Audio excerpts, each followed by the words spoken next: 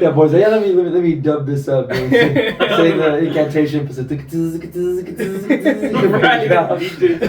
Evil Dead remix. We have such sights to show you.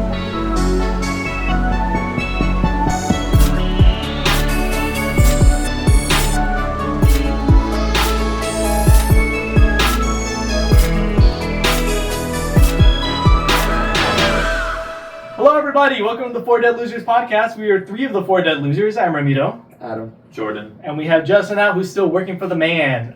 Today we're going to be talking about Evil Dead Rise. Oh, I'm so excited. Non-spoiler thoughts. Adam, what did you think of the movie? That was a good movie. I definitely had some gripes in the third act that I'll get to when we get to that point. But overall, there's a lot of good things. If I had to rate it, I think maybe I have to give it. I give it a solid 8. Give it a 10. Give it a solid 8. That's pretty good. That's pretty good. Jordan, non-spoiler thoughts. What did you think of the movie? Right now. Yeah. I thought the pacing was good. I enjoyed the story. I thought it was spooky, eerie, kind of gross at times. Mm-hmm. I feel like it checked all the boxes that a horror movie needs to check. All the boxes the Evil Dead movie checks. I've never seen any of the other ones. I enjoyed the lore that was dropped in this movie. Clearly, I'm missing a lot of it, but and just in general, I enjoyed it. I'd probably give it an 8.25. 8.25. Not quite an 8.5, but above an 8. How do you even do a quarter star? There's 8 1/4 So, stars. talk to me 7 and a quarter. That gives 7 1/4. Is that what it is? 2 of the point, 3 of the points. I don't know. Somewhere in there. Non-spoiler thoughts for myself. I love this movie. If I wasn't married to Joyce, I'd probably watch this movie every single day. I love it so much. It's one of my favorite in the series, in the Evil Dead series, and one of my favorite horror movies, just period. Right? I don't know what my other ones are, but I know Evil Dead Rise is definitely up there on the list. So rating for myself, much like what we did with the Terrifier, I have to separate this from subjective to objective. Objectively, I think this movie is about a 7.5 out of 10. Subjectively, this is a 9.5 for me out of 10. Just short of perfection, and we'll get into what that is later on in the video. But until then, this is giving you a spoiler warning. Don't forget to like, comment, subscribe, do all the algorithm stuff. It'll really help us out, and we really appreciate it. So we're going to get into the spoilers in 5, 4, 3, 2, 1. All right, so we're just going to go ahead and get into it. The opening shot is our usual Evil Dead setting, right? The cabin in the woods. We have this POV of a drone that's being driven through like the forest or something like that. I'll say you don't know it's a drone yet. What it Right. is a callback to is the other Evil Dead films. Basically, like I guess you consider the entity, the force, Yeah. is always like rummaging like quickly through the forest, and usually it's like in the form of like branches, right? Like it's like the woods. Essentially. So it kind of manifests itself like that, but like with the actual camera POV that you're seeing, no. Yeah. But we also never, like in any of the movies, we never see the entity. Yeah. the entity or what's coming at them. We always just see them being like the actors and actresses being scared as it approaches them. And then it goes up to like appear, and then there's this one woman, she's just kind of hanging out, and then she gets pissed off at the guy who's piloting the drone. And they set it up like she's immediately getting possessed. Like that's essentially, which is kind of cool. Again, it's callback. If you've seen the other movies, you kind of thought like, what the heck? Like already? Like dang, so that's really fast. And then it's like, no, it's not the case. Yeah, so the boyfriend, not her boyfriend, but the dude, sorry, let me just, so the pilot basically says, or she gets mad at him saying that he almost took her head off, and he replies with, it wouldn't have been a clean decapitation with these blades, which comes into play in about 5 minutes.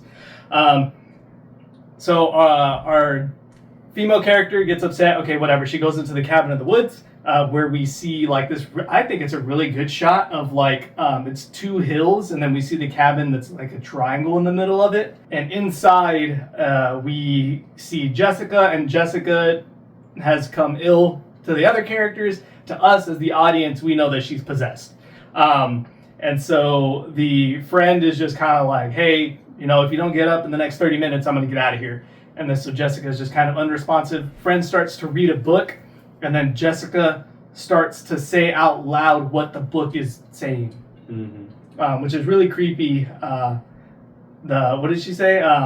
Just let me in. Yeah, which is crazy. Oh, I mean, it's there's a lot of good like seeds that get planted that get called back later. But yeah, essentially like the lines lead up to like let me in and like creepy ambiance, scary. Yeah. Kind of, sort of, not really important to mention that homegirl called the boyfriend a brainless meat puppet. So then Jessica like does her whole let me in, not long legs, and then falls off the bed. Yeah, she like literally like collapses, like because she's like sitting up, right? Like she's sitting upright, facing away, mind you, her too. back is to the camera. And then like she literally just tumbles forward on the bed and then just like falls like ragdolls. Ragdolls, the Family Guy, the Peter Griffin. And then so the friend goes to check up on Jessica. She's starting to have a seizure. Vomit starting to come out of her mouth. I think he vomits on her, right? Yeah, she vomits on her. And then she grabs a hold of the friend's ponytail and she says, "Who's the brainless meat puppet now?" And then rips it off. Like scalps her. Scalps her. Whoo! I forgot. This is the second time I've seen it, but I forgot how it just happened and it like shows the whole. I was in shock. Yeah, it's great. So then homegirl goes back to the pier. She has no skin on the top of her head. The boyfriend freaks out, right? He's urinating into the water.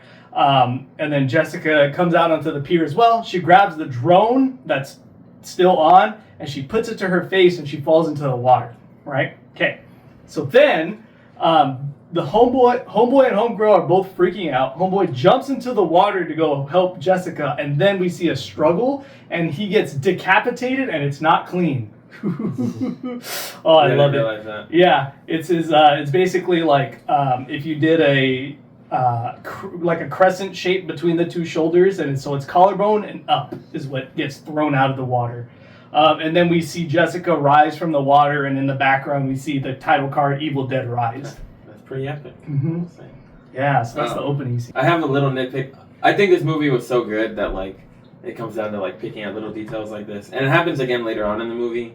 Yeah. Specifically when he gets decapitated, I think they're doing like a mix of like physical effects and like CGIing his face. I think you're right. Yeah. It just looked a little bit off for me. Yeah, I can see that. I will say, this one I was okay with. Later on stuff we'll talk about, Okay. But it's also good to note that while there are some effects in even the previous movies that look really good, I think they also lean into some that aren't good, and I think they sometimes do that on purpose. Like, it's kind of like, it leans into like, because the movie is like, it's a Sam Raimi film, so it's serious, but at the same time, like, it's also kind of like, it's making fun of like horror movies in a sense. So like, I think that might be part of it. Yeah, there is one later on that I think is like, it's purposely campy. Like, it's funny. If you watch, just to add on to what you're saying, if you watch the original Evil Dead, they trap Ash's sister in the basement, and she's the one who's like in the basement. Every time they show her, the effects are different. Okay, see, and so I'm missing the lore. And so like in reality, I'm pretty sure it's because they thought it would be a good idea to get just a group of friends and film the movie in the middle of the woods where they literally had nothing else to do. Yeah. Right? So like, of course they didn't have a professional crew, so it's going to look different every single time.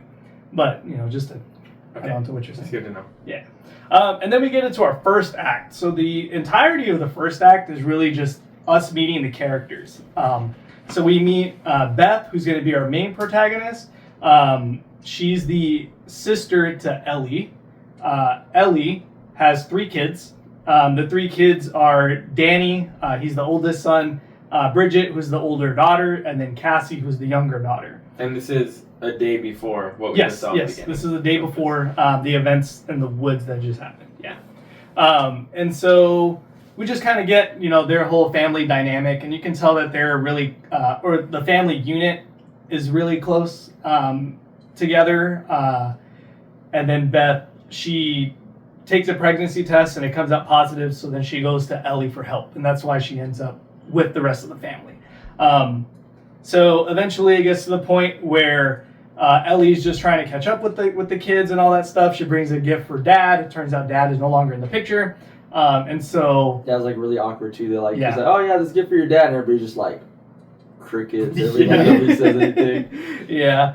And so while Ellie is gonna have a conversation about everything that happened with Beth. She sends the kids off to go get pizza.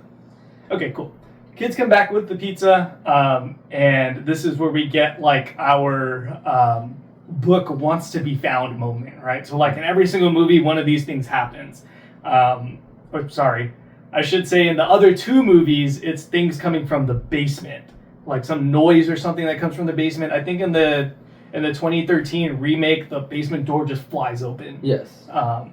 And so in this one, the way it manifests itself is that there's an earthquake, and the building The garage, like caves in. yeah, it like caves in, and it used to be a bank, so it caves into the bank vault. And so Danny goes down into the bank vault, and there's a bunch of warning signs, and he just ignores all of them. I know. It's funny to me. It makes sense. Like the book wants to be found, and it's very like they're kids. It's very kid-like to be like, "Hey, there's a hole in the ground. Let me climb in." Let me climb in there, which is like, I think it's pretty funny because in the Evil Dead original one, there's a bunch of warning signs about don't take this out. In the remake, there's some warning signs about don't do this. And so in this one, in the Evil Dead Rise, there's a bunch of warning signs. And so what those basically are is that Danny goes down into the basement and he's like checking out the different like lockers and stuff like that. And then this giant crucifix of Jesus falls in his face, and he's like, nah. I mean, I know I don't subscribe to that ideology, but if that happened to me, I'd be like, It's pretty I get creepy. it. Yeah, I get it. I'm cool. And then there's I don't know if they're rosaries or what Yeah. they are, like hanging from the ceiling. There's a bunch of rosaries hanging, and there's like hundreds of them hanging from the ceiling and stuff like that. And then there's a trunk, and he opens the trunk, and there's vinyls in there. So he takes them, puts them in his backpack. And then there's like an altar or something. Yeah. Literally right under all this, like under the crosses, it has like, I'm pretty sure it has crosses etched on it or something, and words. And it's like, I'm pretty sure it's locked and sealed, but the way he's able to get to it is there was, I guess the earthquake made a crack in like a port of it, so you could literally just put your hand in there, which I wouldn't put my hand in anything. The fact, I just put my hand in this hole real quick. Real quick. So he goes ahead, takes the book and the bunch of vinyls, and he takes it with him upstairs. So while that's going on with the kids, Beth and Ellie were starting to set up more of like what's going on, right? So the first thing that we get is that the signal for the cell phone towers like died, so they don't have any service and stuff like that. Everybody gets back to the apartment. The mom's a little like, you're not supposed to take the elevator after an earthquake. And then Cassie was holding the pizza during the earthquake and she dropped it. And so Cassie goes, Bridget dropped the pizza. What a waste of pizza, bro. It pissed me off. I would have picked it up. What do you mean? The other things that also get set up here is in the garage area where the kids were. We see the wood chipper, a truck that has a wood chipper attached to it, and then when we're with Beth and Ellie, we meet the other neighbors. So it's a couple of kids. They're like teenage age or something like that. An adult male and then a retired male. So the retired guy is basically saying to Beth, like, hey, sometimes my cat gets into the van. And so that sets something up for later on.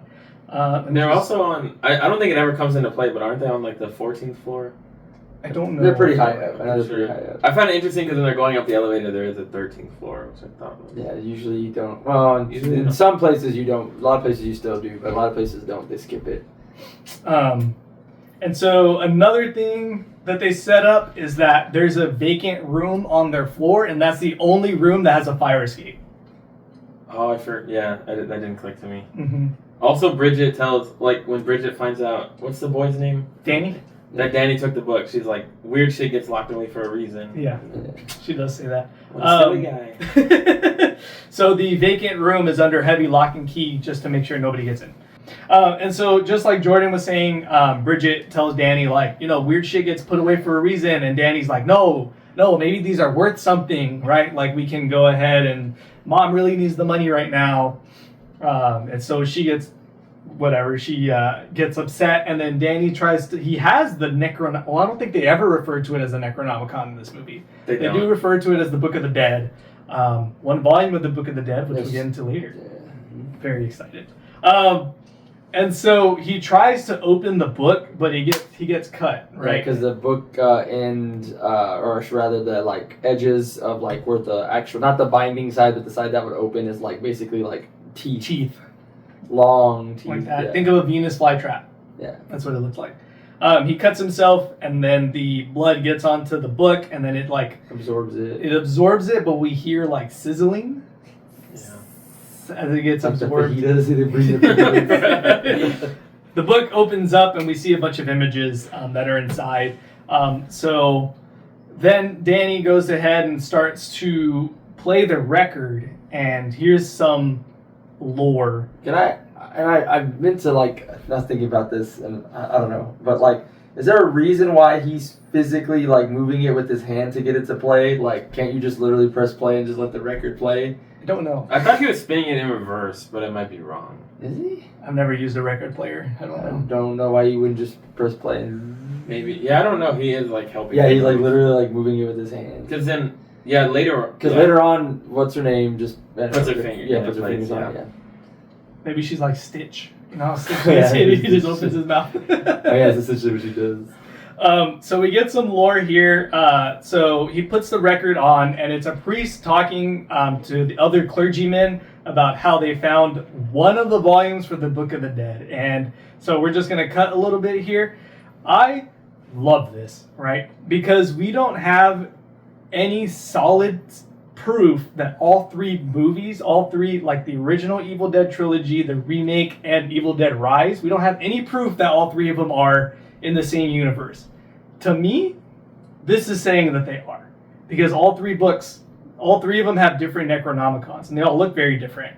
And so this is one of the 3 volumes that make up the entire thing. So just to continue down my side trail about like geeking out over this fucking series, is that like in the remake, the Evil Dead remake, at the very end of the movie, our main character, she gets into a truck and she drives off. I don't know, you definitely didn't know this. I don't know if you knew this, but that guy who drives the truck that saves her in the end of the remake was supposed to be Ash Williams. It was supposed to be Bruce Campbell, but they had scheduling issues, so they couldn't do that. And he produced this one, he didn't put himself in it, right? That's a good question. I don't think he did. And I'm about to say he's a producer on this movie. He was like, I'm mad he didn't put himself in it.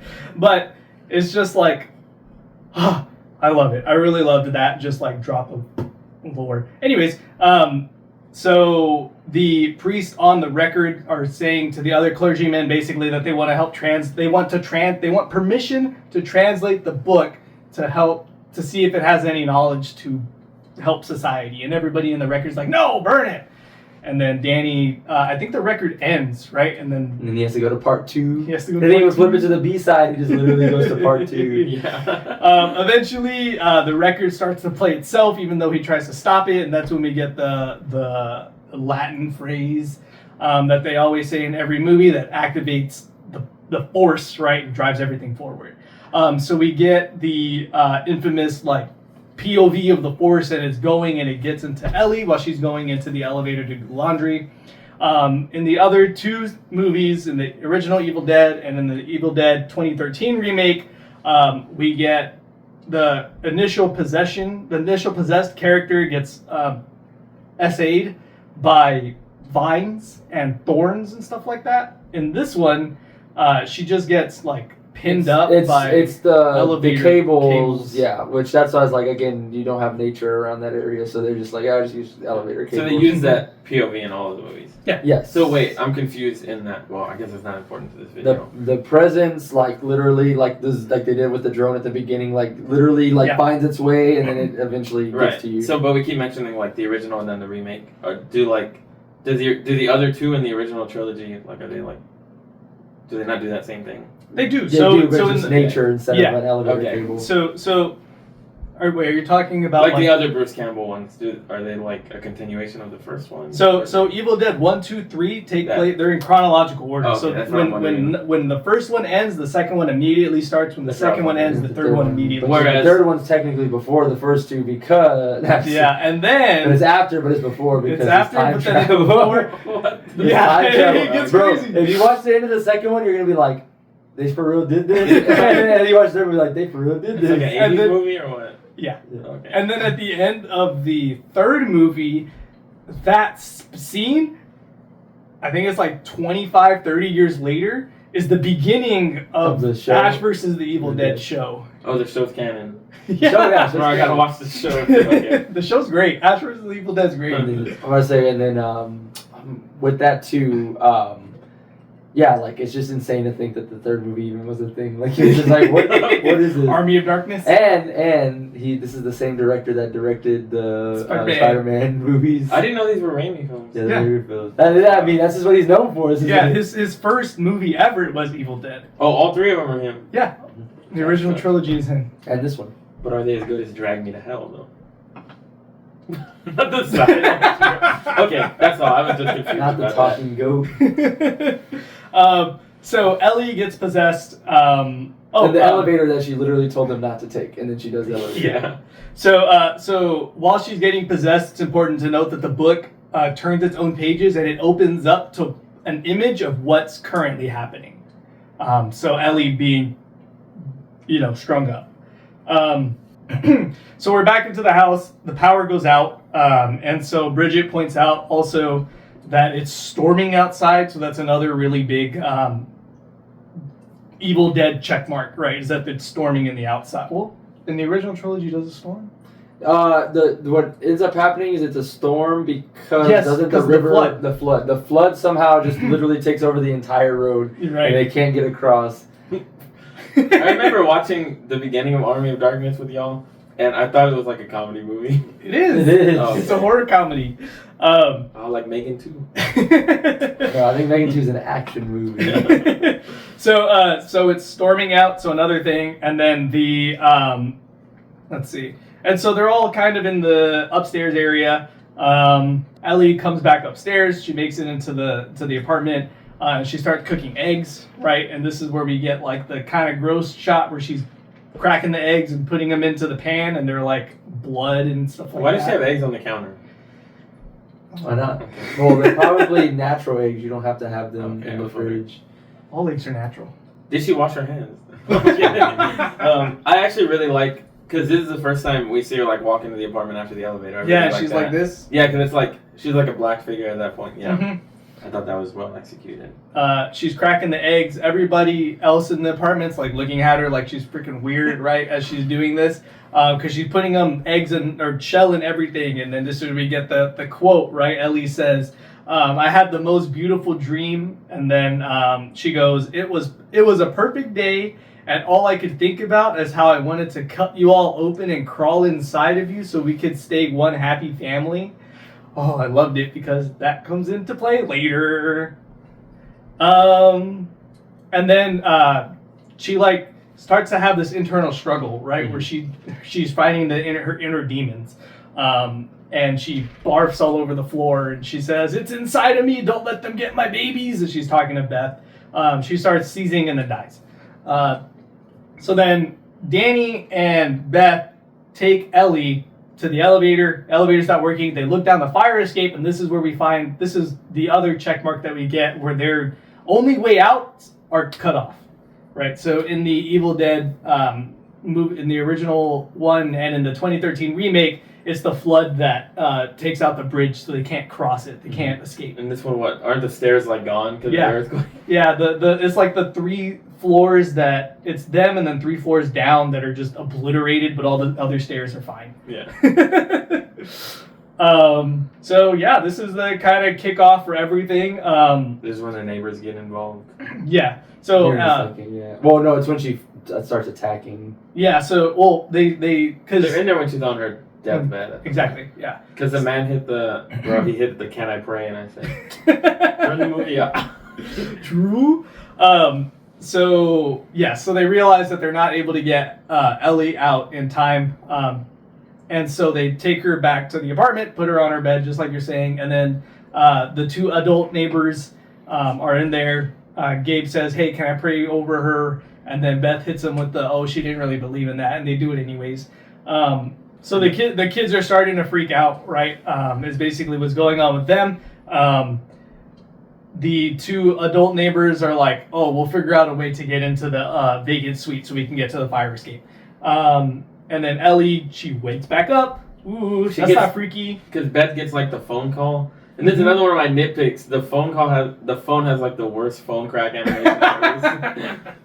It's pretty bad because it's the voicemail that Ellie had left Beth, and then you just see it go.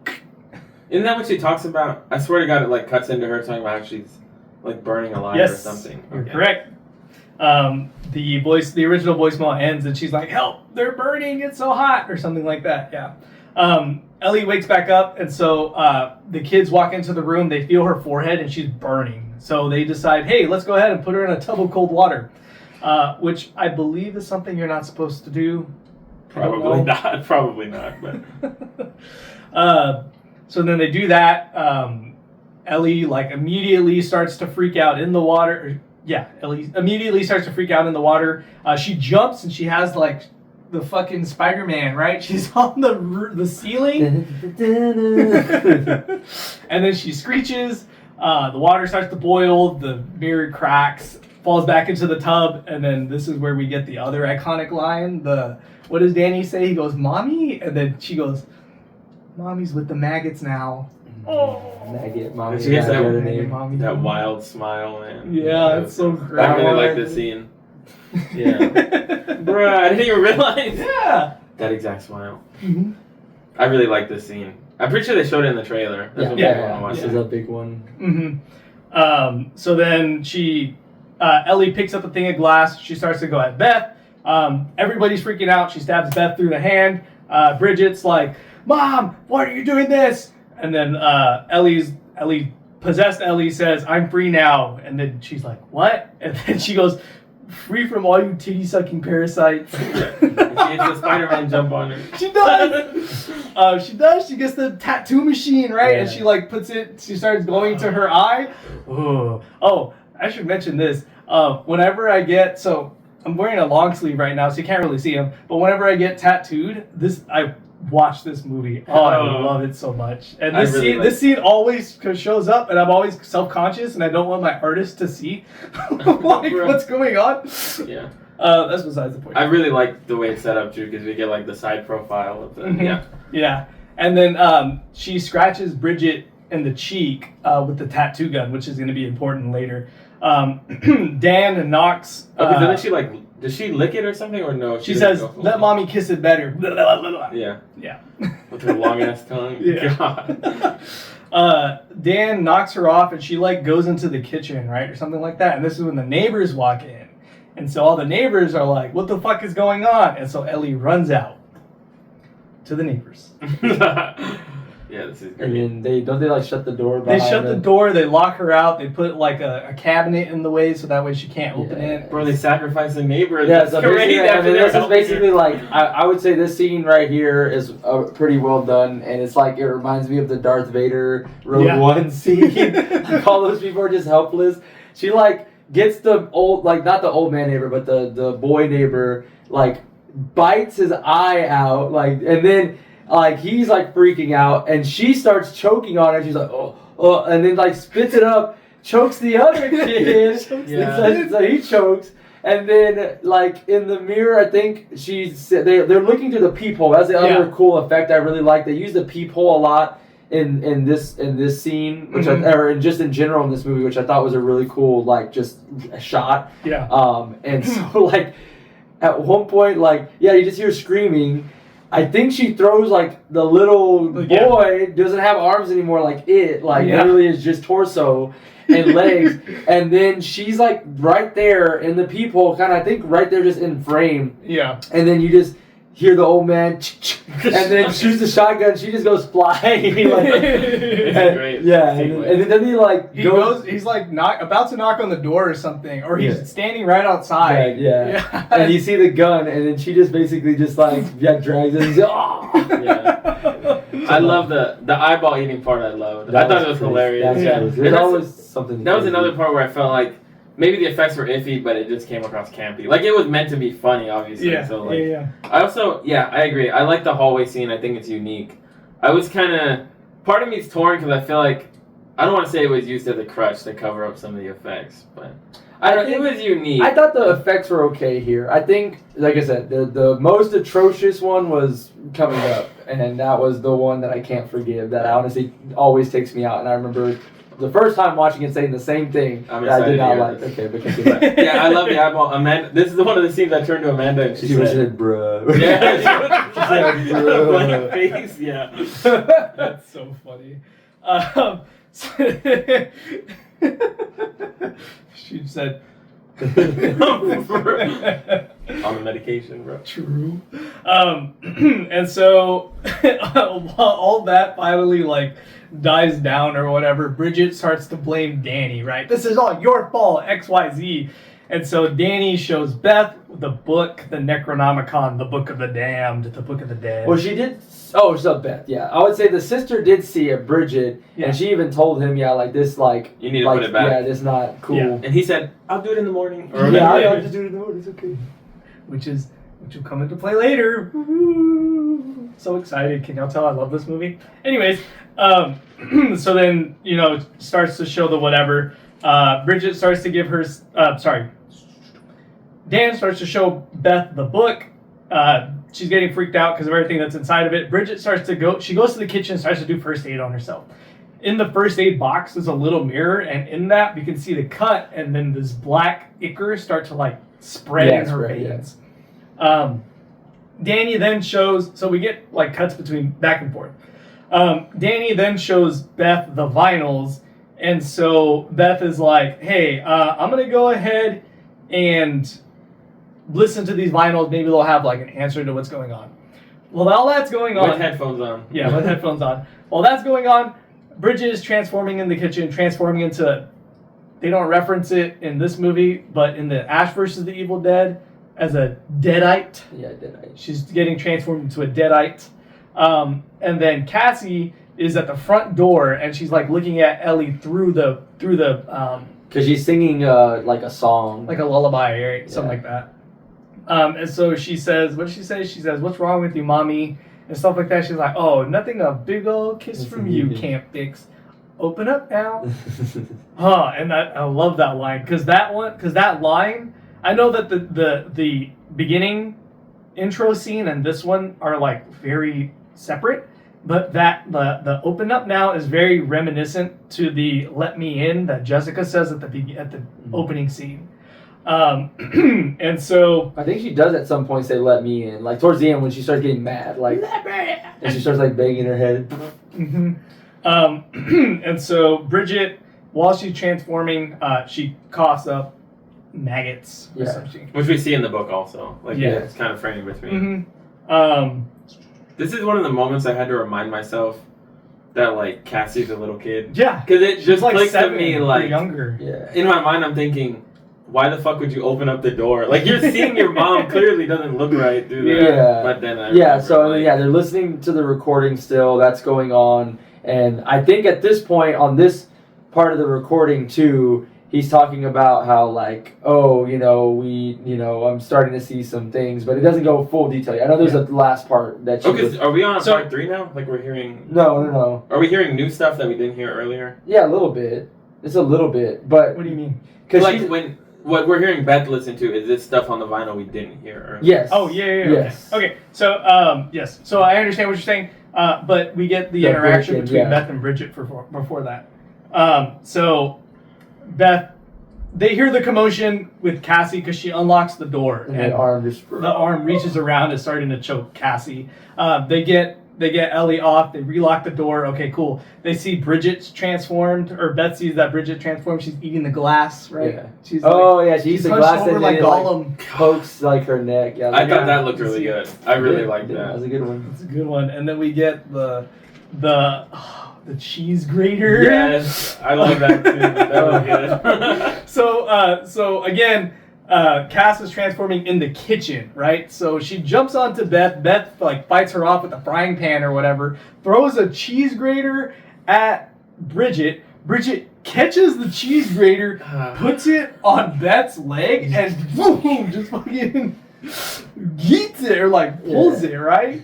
And then you see it all like no, not the grater. It's so good. I love it. They eventually they get Bridget off of Beth. Bridget then chases Cassie into their room where Cassie gets, we should have mentioned this earlier about Stephanie. Comes into play here really. It's just with the head. With the doll.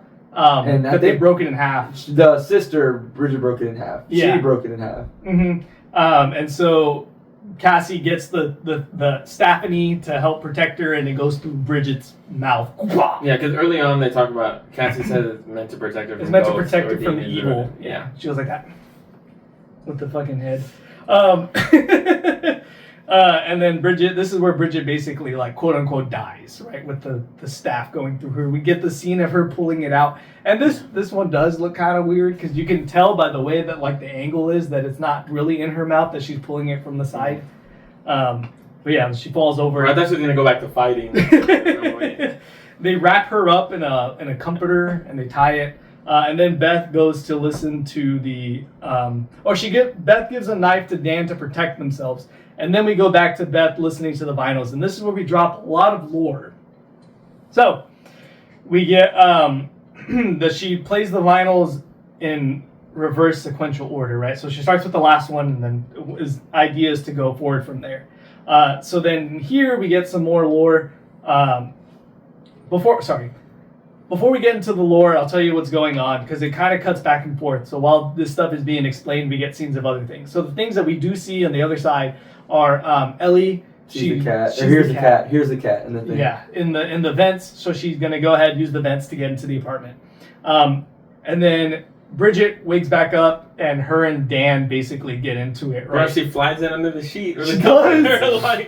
She does. She basically kills Dan, right? Like she stabs him a bunch. Dan sets her on fire. I was shocked by how many. I've never seen the other one, so I don't know if there's like a precedent. I was shocked by how many of the main characters just get killed off. Yeah, everybody dies. Like, I'm like, yeah. Like everybody dies. Except for the protagonists, and all three of them live. Usually it's only like the protagonist. It's only one. Yeah. Bro, they just ruined the movies for me. Yay, spoilers. For a 45-year-old movie.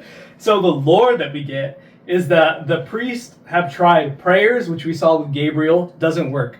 The priests have tried setting them on fire, which we saw with Bridget, doesn't work. The priests tried dismembering the bodies, that doesn't work. The priest tried burying them alive, that doesn't work. What's important here is that all of those, except for the prayers, those other three things work in the previous movies. Oh, they do? Yeah. In the second one, in the Evil Dead 2, when they find the other recordings and stuff like that, the professor, we're just going all over these movies. He basically, the recordings say that that's how you get the possession to stop, is to either bury them alive, to burn the body, or dismember. So in the 2013 remake, they do the burying alive, all that kind of stuff. Because I did catch that, like, here the guy talks about, like, he tries to completely dismember it, and he basically says, like, there's nothing you can do about it. Like, all you can do is there's run. nothing you can do about it. It's nothing can stop this force. All you can do is run, which I think here, so spoilers for Ash versus the Evil Dead, at the end of the series, which I'm so upset about that we don't get another season. I would love an extra season, but the demons basically take over, so they don't stop once they're awoken from the 1981 movie. Yeah. Was there supposed to be another season? No. Oh, it hadn't. Yeah, it has a very like they ended it like that on purpose. Yeah, which I think is kind of shitty, but. Boo. We'll tell. Hey, when we meet him, we'll tell him. True. So this is like the goated book, man. Mm-hmm. This demon is unstoppable. Yeah, this demon is unstoppable. He's prestiged. All you can do is run. And then so that's when we see Ellie. She's behind. Beth. She sees her in the reflection of the mirror. Of the window, yeah. Mm-hmm. The other thing that the vinyl says is, "Won't stop until evil be thy name." Ash versus the Evil Dead ending. Yeah.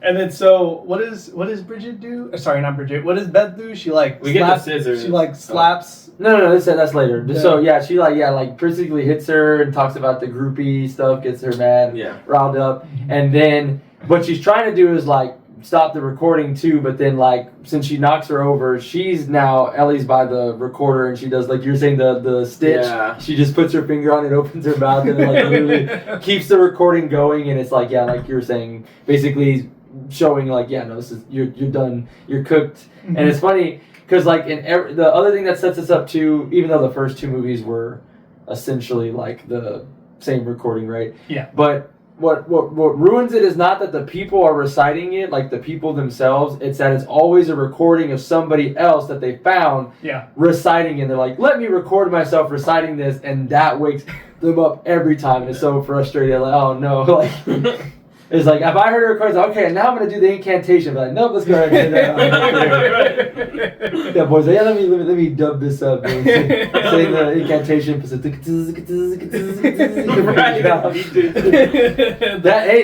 should be the new Evil Dead. That'd be the Evil Dead.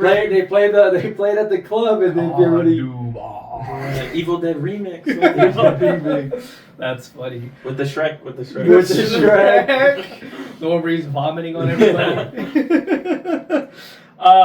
So Beth like slaps Ellie, right, to get her out of the recording or whatever, and the next shot we get is Beth flying out of the room. Yeah. She gets like thrown.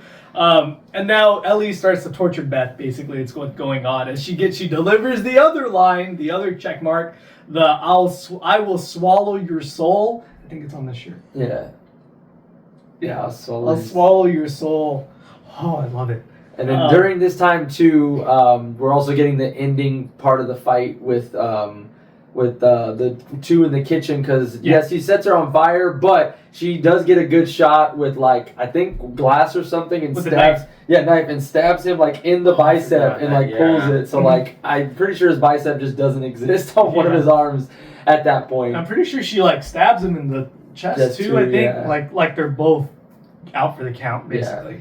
Yeah, how does Bridget die? I don't remember that. Bridget, hers is a little bit. She doesn't die. What happens with her? It's the tattoo machine scratch that spreads the infection, the possession inside of her, and then she just gets converted into a demon. But then after that, like when she wakes back up under the sheet, have we gotten to the part where? She's in the kitchen. Yeah, she's. Oh, and that kills her. Yeah. Okay. Yeah. I didn't recall. She's set on fire. He gets like the cooking oil spray or something like that? Oh, yeah, and then she kills him too, right? Yeah, they kill each other at the same time, pretty much. So, Cassie's hiding under like a sofa or something, slides the scissors to Beth. Beth gets the scissors and stabs Ellie in the face with them.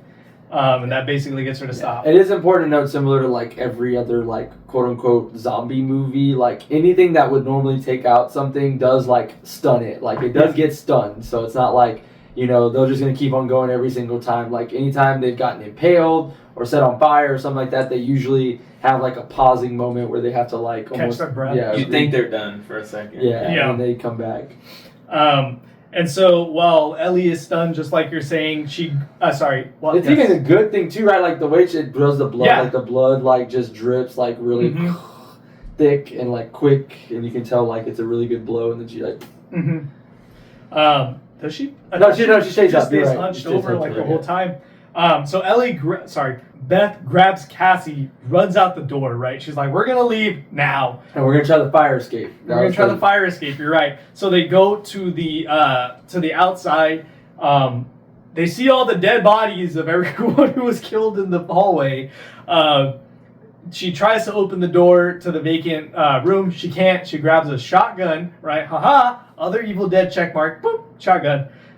She goes to I think she's about to shoot the door, right? And then the old man grabs her ankle. You stole my gun. It's my property. And so she get off of me, dead man. The mom comes outside. She shoots her mom's leg off. Clean off. So good. And then this is where we get the other line, my favorite. It's the one that I want to get tattooed on my body. Where they tell her, everybody dies by dawn, Beth. Dead by dawn. Oh, I love that so much. Dead by dawn. Dead by dawn. Or what? Yeah. And then I think this is from the second movie, but yes, from Evil Dead 2. Because usually if you make it to dawn, you survive. And like this line is so iconic that it like transcends Evil Dead. Dead by Daylight is named after this line, right? Dead by Dawn. There's a bunch of other ones that I had on my mind, and I should have wrote them down. The game. Until Dawn, the game. Yes, The that was movie, another the one. movie. Yeah. Yeah. That's the first thing I thought of too. Until Dawn. So this line is like used in a bunch of other things too. They get into the elevator, and then we get a shot of Ellie and Bridget and Danny, and Bridget and Danny are tearing apart Ellie's torso. And so what we'll see later on is that they basically tore apart Ellie, just like she said in her dream that she wanted to do to them, and they crawl inside of her body so they could be together, one happy family. Like, Wait, I didn't catch that it was Bridget and Danny. They're an amalgam. I thought it was the randos that were in the hallway. No, it's So- Bridget and Danny. When all the randos in the hallway come alive, are they like deadites at that point, or I think that's why I said, like, is this a zombie movie, or they're all just like possessed for the time being? they're all possessed for the time being, but I think like the Force, its goal, based on the other movies as well, its goal is to like torture the living crap out of whoever the protagonist is at the time.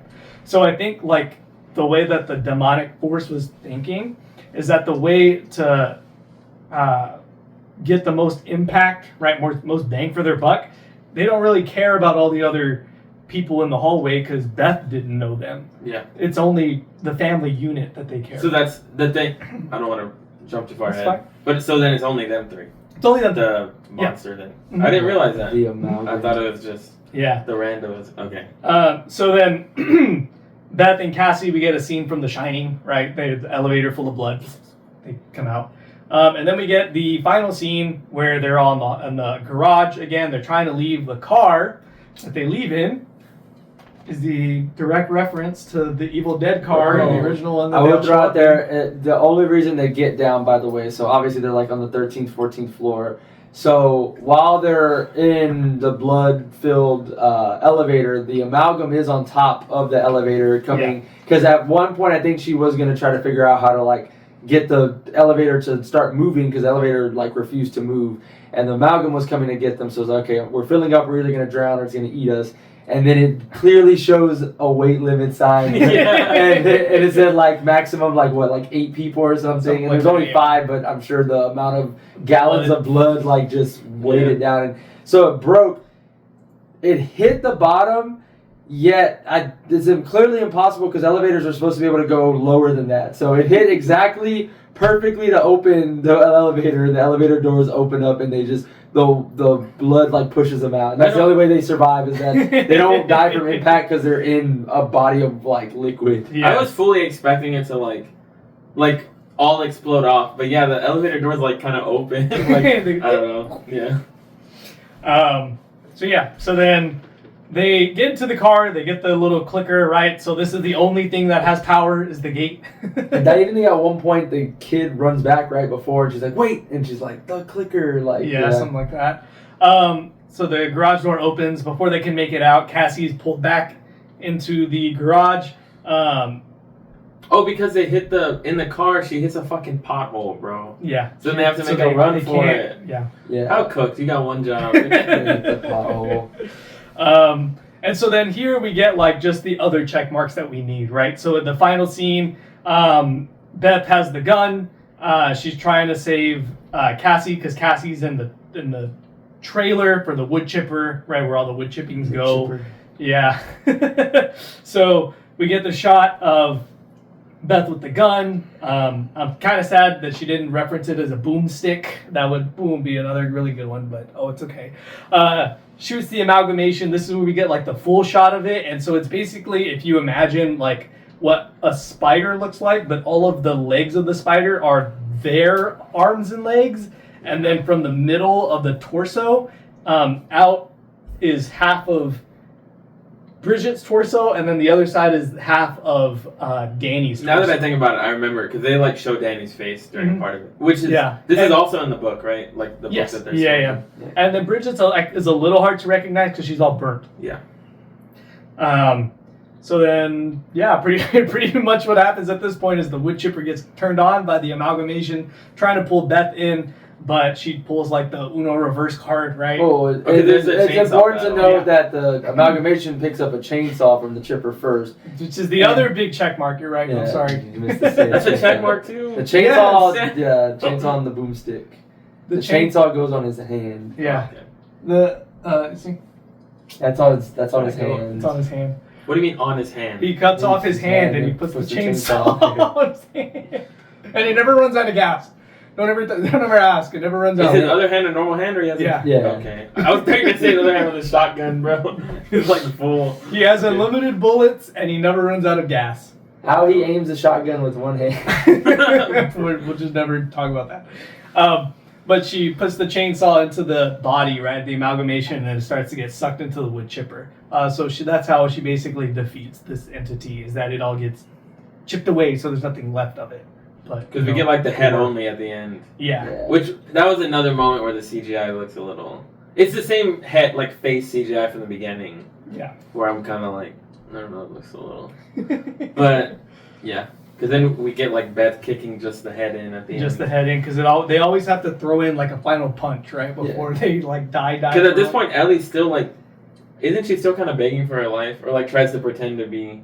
No, Ellie's kind of... Sorry, yes. She kind of pretends to be the real Ellie at that moment. Yeah. She's like, no, you really remind me of Mom. Something like Yeah. So then they kick the rest of the body into the wood chipper, and then they kind of leave and live happily ever after. The very ending scene of the movie is Jessica, and we see the Force come and get her. Yeah, she was on the 5th floor and only didn't have cell service. Somehow she survived. I love that, right, like, and she's the only other person that we see that isn't on that floor. Like, I love how nobody else comes out. Nobody's stressed about it. It's funny because at this point, like, after the wood chipper, I thought the movie was going to end, and I was so confused because I was like, I can't remember, like, why is this one day earlier? I don't understand. Yeah, and then at the end, we get the... So, going back to what you're saying, and that was my biggest gripe, not particularly just the head, like, and I get why, like, especially because, again, the line that she delivered, the book, this and that, but this is the only thing I did not like about the whole movie was the amalgamation. I thought, first of all, it gives me, like, bad character story design from video games vibes, where it's like, what are we going to do to make this even crazier boss? Let's just make him a 5 arms and 6 legs and 3, like, you know what I mean? Yeah. And it was like, a little cliche. Yeah, it was just, I don't know. And then this is where the CGI was pretty bad. Like, even Ida was like, she's like, what the, like, was it this bad when we watched it? I'm like, I'm pretty sure it was, 'cause I remember this was the one thing I just didn't like. I was just like, I honestly would have rather had just still, like, either just, the separate 3 or just the main, or just Ellie. Like, it just... That's the only thing I did not like. And it did take me out a lot of the end. I was just like, man, if they just wouldn't have done that. Because it just felt forced. It felt like we have to do it because it needs to be different and it needs to be a step higher. Something has to be even scarier. And it's just like, what you're doing is fine. Like, the original formula still works. Like, I think the way that she did the acting for the entire movie, just let her finish. Like, let her Ellie finish on her own because she stands by herself really, really well. Like, I don't know. It's just really good. So yeah, I didn't like the CGI at the end. The design of it was not very good, and I get it, the way they did it and why they planned it, so kudos to that, like there was a plan. I just thought it was dumb. I was like, this is the dumbest thing ever.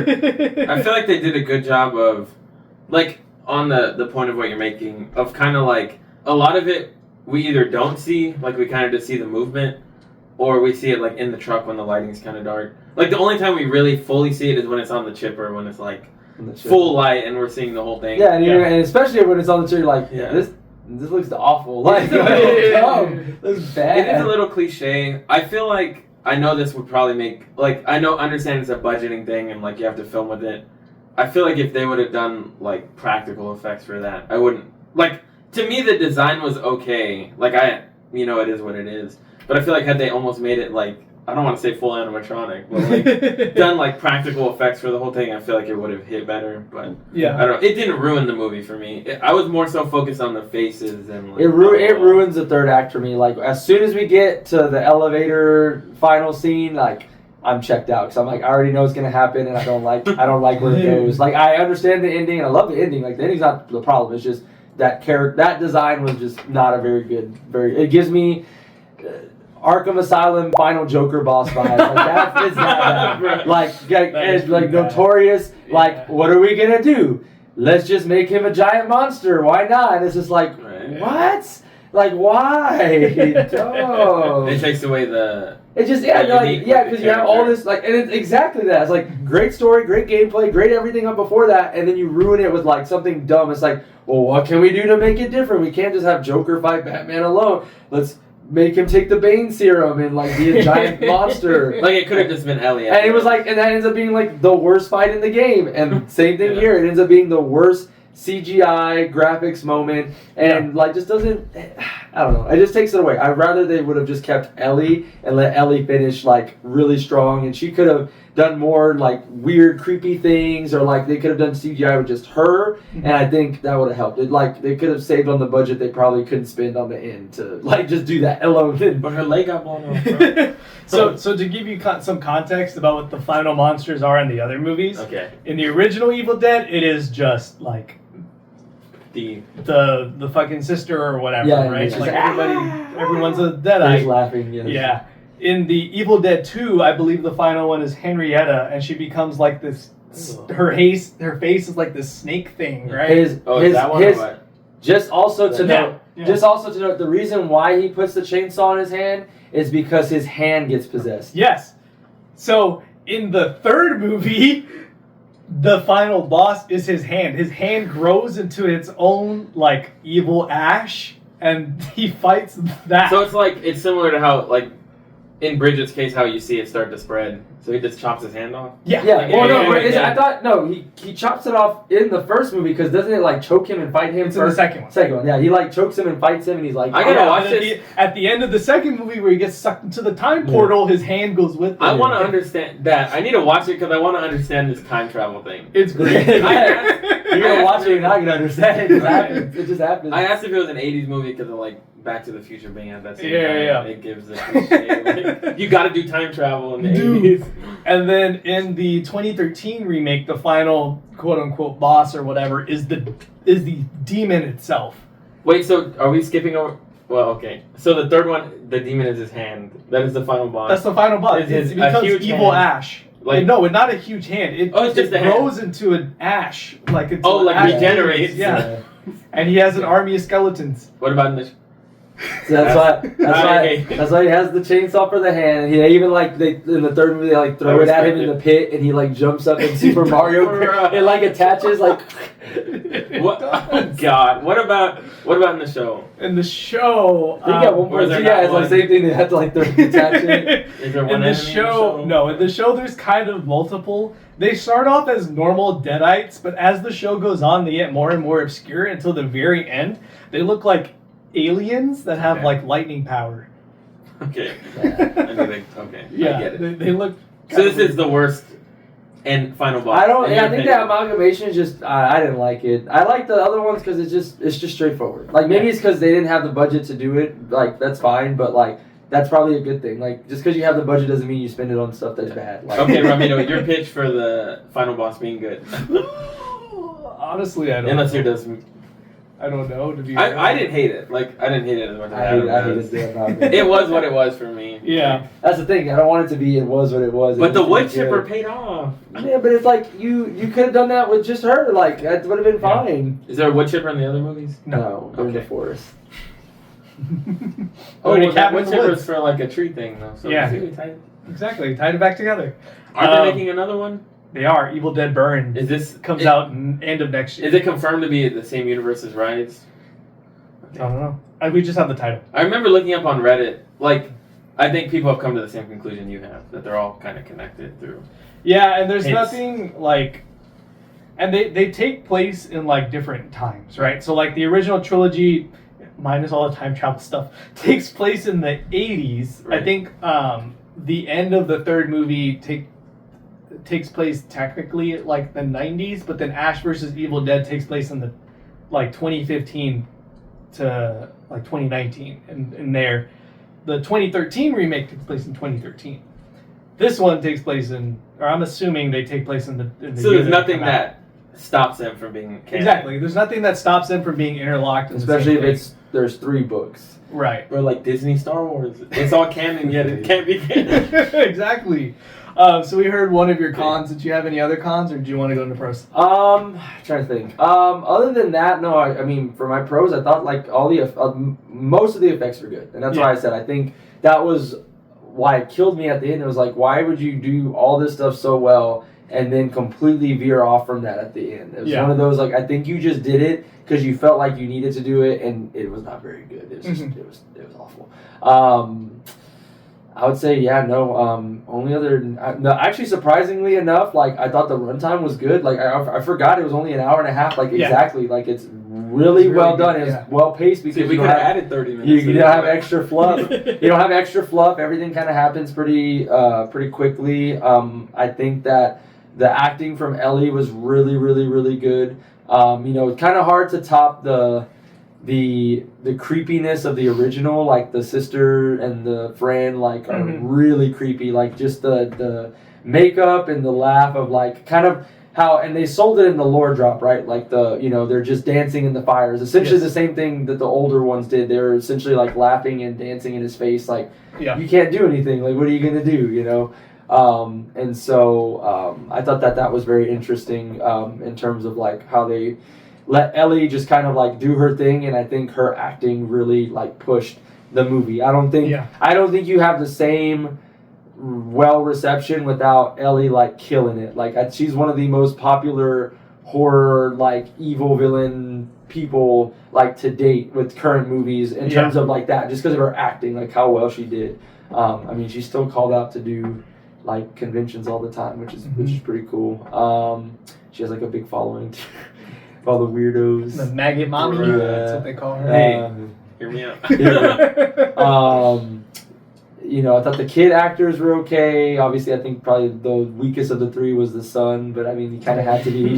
He's just there as plot. Like, hey, you need to be the person that finds it. Hey, you need the person that is like the angsty teen that screws up, and always got to be one. There always got to be one.